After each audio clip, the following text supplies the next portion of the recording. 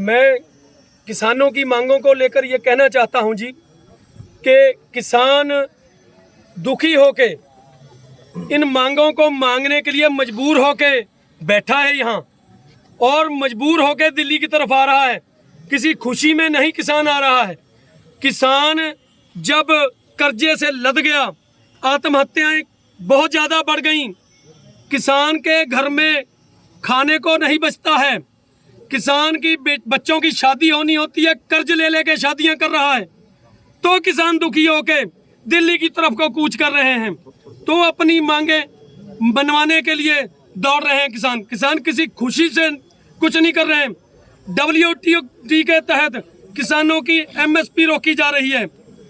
उसके जो हमारे देश के लीडर हैं वो WTO के साथ मिलकर किसानों की MSP का हक मार रहे हैं, किसानों के हक मर रहे हैं। किसान अपनी जमीन बेचने को मजबूर हो रहा है, जिसको सरकार हमारी सुनने को तैयार नहीं। सरकार ने वादे किए थे कि किसान की आय दुगनी करेंगे, खर्चे दुगने कर दिए, आय आधी कर दी। इसलिए किसान आत्महत्या कर रहे हैं, किसान गरीब हो रहे हैं, किसान दुखी हो रहा, अपनी जमीनें तक बेच के अपने बच्चों की शादियां कर रहा, अपने बच्चों का इलाज करवा रहा है। इसलिए किसान बहुत ज्यादा दुखी होके दिल्ली की तरफ कूच करने की तैयारी कर रहे हैं और अपनी मांगे मनवा के रहेंगे। या तो किसान अपनी मांगे मनवाएगा, या सरकार बदलेगी, या वहीं पर दिल्ली में ही शहीद होके आएंगे हम लोग।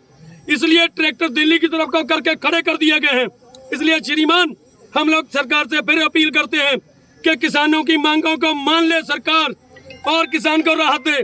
किसान को राहत मिलेगी तो देश आगे बढ़ेगा, देश तरक्की करेगा।